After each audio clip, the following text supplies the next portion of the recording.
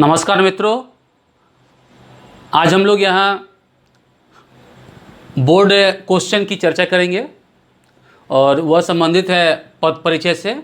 और ये सभी प्रश्न 2008 से 20 तक की परीक्षा में आए हुए हैं। इसके पहले के वीडियो में मैंने 10 प्रश्न अभ्यास के रूप में दिए थे। इस वीडियो में भी 10 प्रश्न है, तो इसे बनाने के लिए और अच्छी तरह से समझने के लिए सबसे पहले आप इस वीडियो को रोककर पॉज करके 200 प्रश्नों को उतार लें और खुद से पहले बना लें।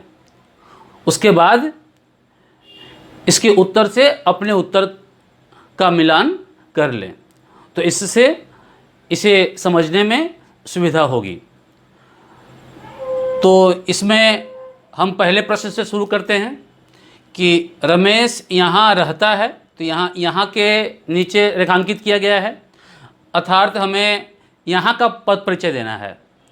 तो यहाँ रहता है, तो यहाँ रहता है कि विशेषता बता रहा है, या रहता है क्रिया है, और क्रिया की विशेषता बताने वाले शब्द को क्रिया विशेषण कहते हैं। तो यहाँ शब्द या पद क्रिया विशेषण है। पहला परिचय ये, क्रिया विशेषण में कौन सा भेद है? तो क्रिया विशेषण के 4 भेद है मित्रों। पहला कालवाचक, दूसरा स्थानवाचक, तीसरा रीतिवाचक और चौथा परिमाणवाचक। तो यहाँ से स्थान का बोध हो रहा है, तो ये स्थानवाचक हो जाएगा। तो इसका हम लोग 3 भेद लिखते हैं। पहला क्रिया विशेषण, दूसरा उसका भेद, और तीसरा लिखते हैं कि किसकी विशेषता बताई जा रही है। तो क्रिया की विशेषता बताई जा रही है, तो रहता है क्रिया की विशेषता अंत में लिखेंगे, मतलब यहाँ 3। फिर है दूसरा में वे घर पहुँच चुके हैं। तो यहाँ घर के नीचे रेखांकित किया गया है। तो घर यहाँ हम देख रहे हैं संज्ञा है।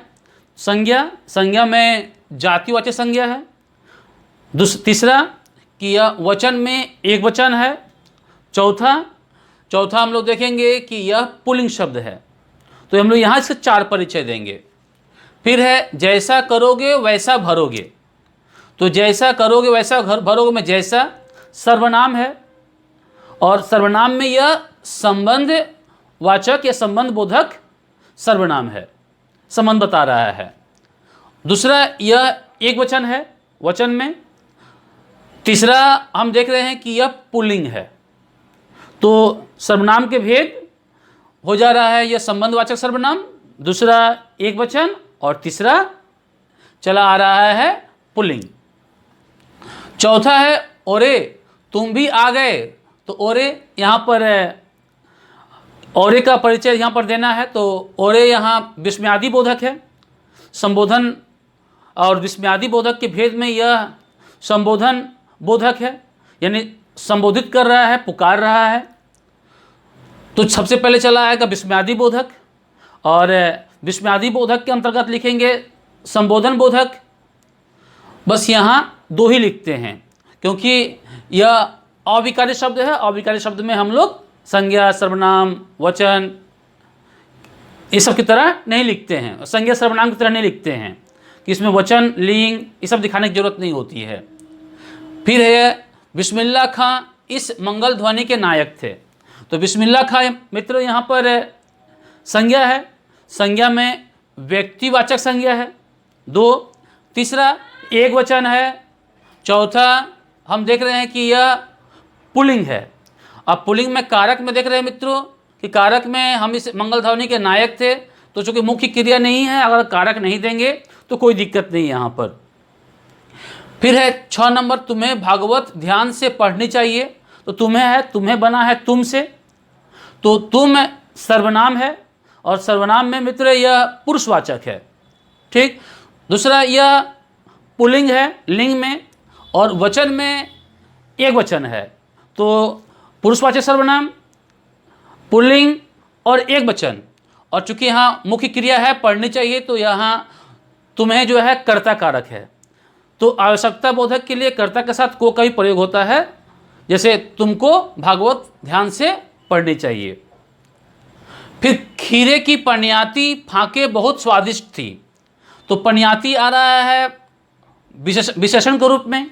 तो विशेषण का भेद क्या है? ये तो गुणवाचक विशेषण है।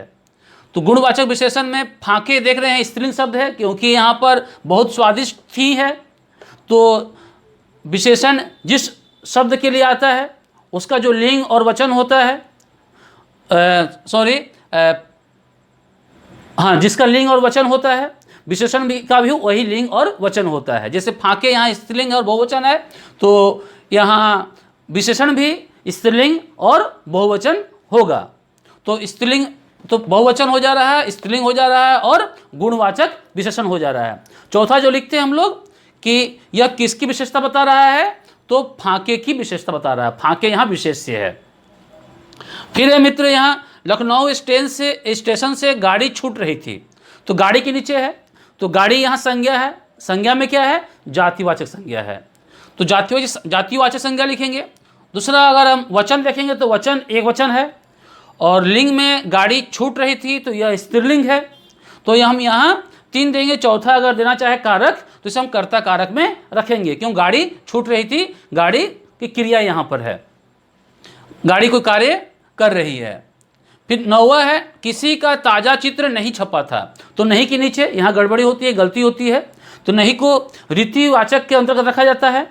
जैसे यानी क्रिया विशेषण में रीतिबोधक या रीतिवाचक यानी कार्य करने का रीति, यहाँ नहीं होने का बोध हो रहा किसी कार्य का, तो पहला क्रिया विशेषण, दूसरा रीतिवाचक क्रिया विशेषण, और तीसरा भेद क्या देंगे इसमें, तीसरा परिचय क्या देंगे हम लोग कि छपा था क्रिया की विशेषता। और अंतिम में मित्र, तीसरी बार फिर से नया चश्मा आया था, तो आसान है, ये नया विशेषण है जो चश्मा की विशेषता बता रहा है। पहला तो नया विशेषण गुणवाचक विशेषण, वचन में एक वचन है और लिंग में पुल्लिंग है, क्योंकि नया चश्मा था, चश्मा पुल्लिंग है। और चौथा जो लिखेंगे, चश्मा विशेष्य का विशेषण। तो इस तरह से हम इन पदों का परिचय दे सकते हैं। इस वीडियो में हम आगे भी बोर्ड से संबंधित या इस चैनल में हम आगे भी बोर्ड से संबंधित, बोर्ड परीक्षा से संबंधित जो प्रश्न आते हैं उसकी चर्चा करेंगे, और बोर्ड में जो प्रश्न आ चुके हैं उसकी भी चर्चा करेंगे। तो इस वीडियो में बने रहने के लिए इस चैनल को अवश्य सब्सक्राइब करें और लाइक करना ना भूलें। धन्यवाद।